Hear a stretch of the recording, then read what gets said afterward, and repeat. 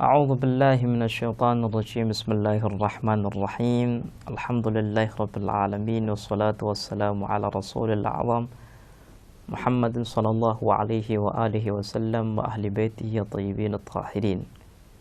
Aqulu lakum assalamu alaikum warahmatullahi wabarakatuh.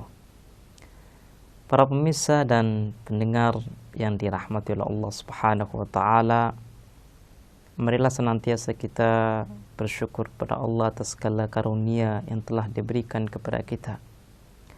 Karunia bisa masuk Islam, karunia bisa mengimani Allah, mengimani Rasulnya, mengimani apa yang telah datang dari Rasul, dan berbagai ajaran yang ada di agama kita. Pada kesempatan yang baik ini, insyaallah kita akan lebih dalam memasuki tentang relasi antara ilmu dan amal.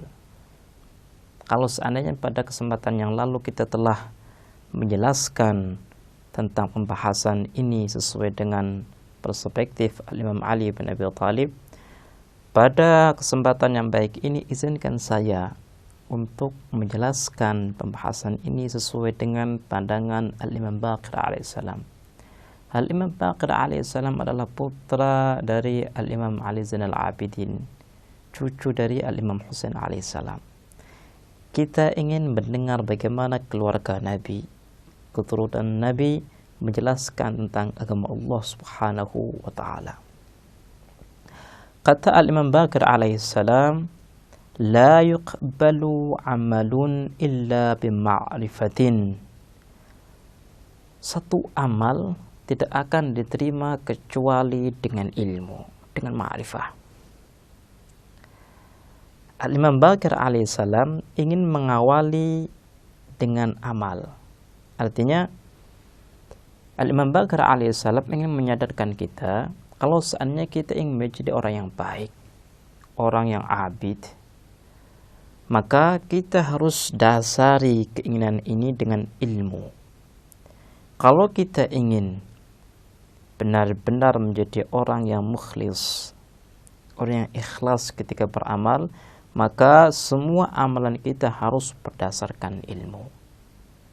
Kenapa? Karena amal tanpa ilmu, amal tersebut tidak akan diterima oleh Allah Subhanahu wa taala.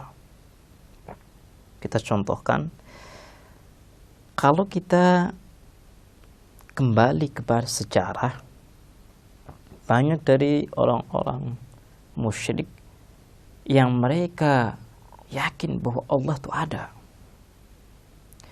Mereka yakin bahwa pencipta alam semesta itu adalah zat yang maha kuasa, zat yang maha berilmu. Tapi ketika mereka beribadah, mereka menjadikan berhala-berhala mereka sebagai wasilah.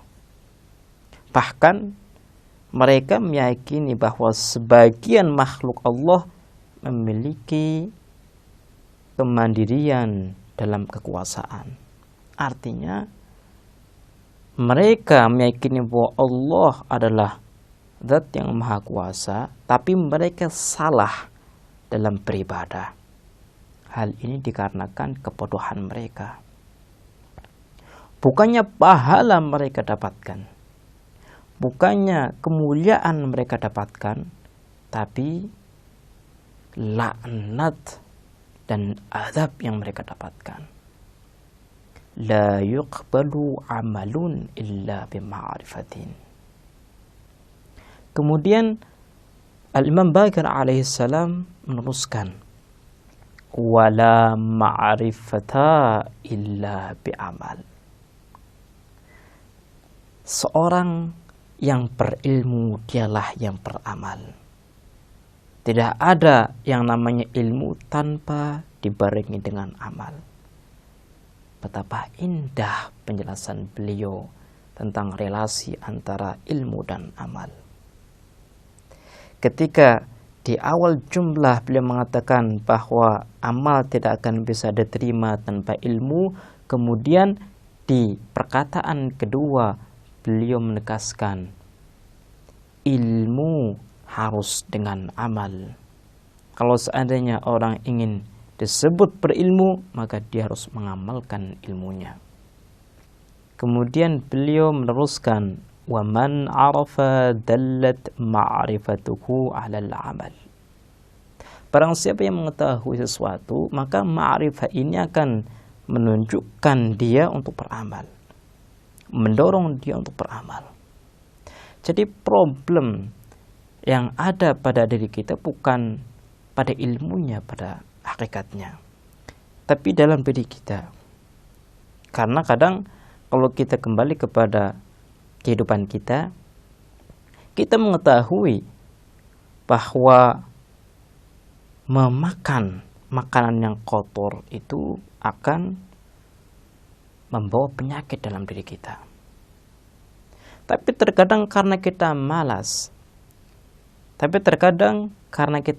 untuk membersihkan makanan tersebut, kita enggan mengamalkan ilmu kita. Jadi problemnya bukan di ilmu pada sepadannya. Pada hakikatnya problemnya bukan berada di ilmu kita, tapi problemnya ada pada diri kita, hati kita.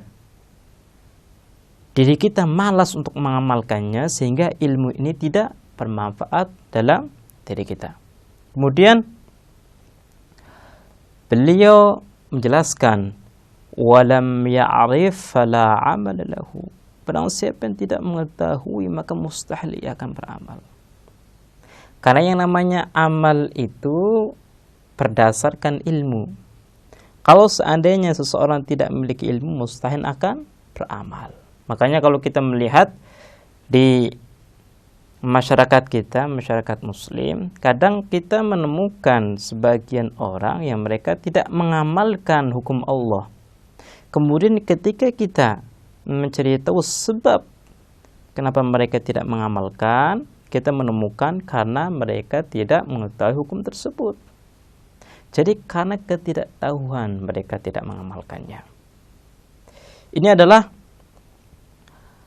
pendapat Al-Imam Baqir alaihi salam terkait dengan relasi antara ilmu dan amal. Kemudian yang kedua, Al-Imam Sajjad adalah ayah daripada Al-Imam Baqir alaihissalam.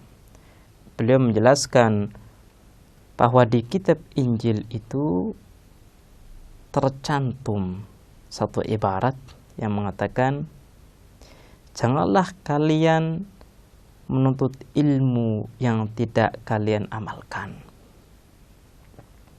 Jadi perkataan ini sesuai dengan perkataan yang disampaikan oleh Imam Ali bin Abi Thalib.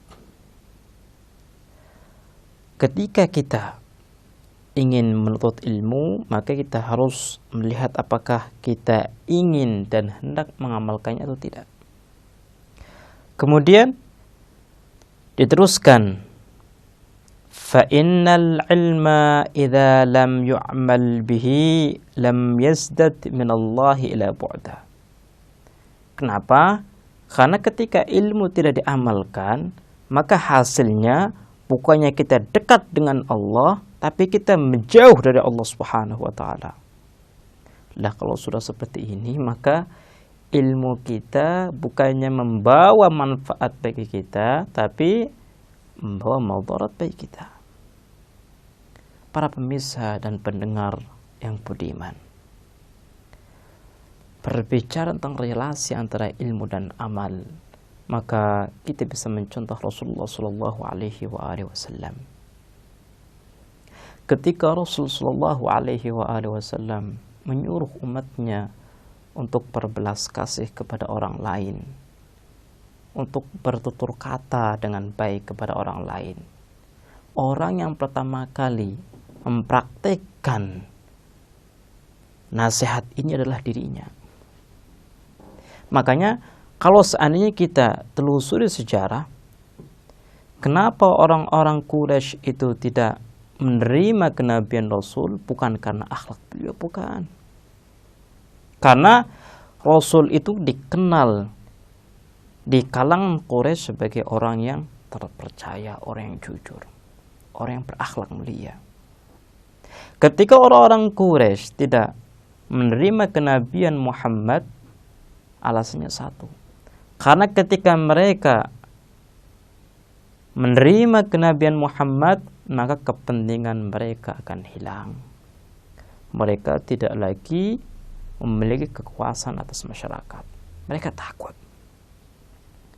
Makanya kalau kita lebih jeli dalam melihat sejarah Rasul, orang-orang yang memperoleh kedudukan tertinggi di Quraisy, yang mereka mengingkari kenabian Muhammad, mereka tidak bisa menafikan keindahan Al-Quran.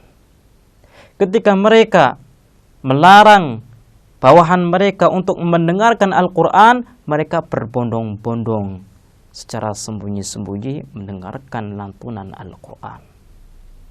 Ini membuktikan bahwa orang-orang Quraisy cinta kepada Nabi, tapi karena mereka mengikuti syahwat mereka, syahwat kekuasaan, sehingga mereka mengingkari kenabian Muhammad dan mereka mengikuti iblis.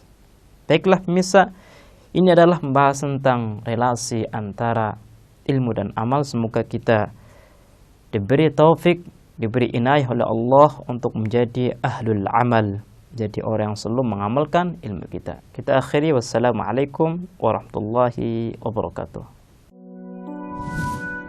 Savior Academy.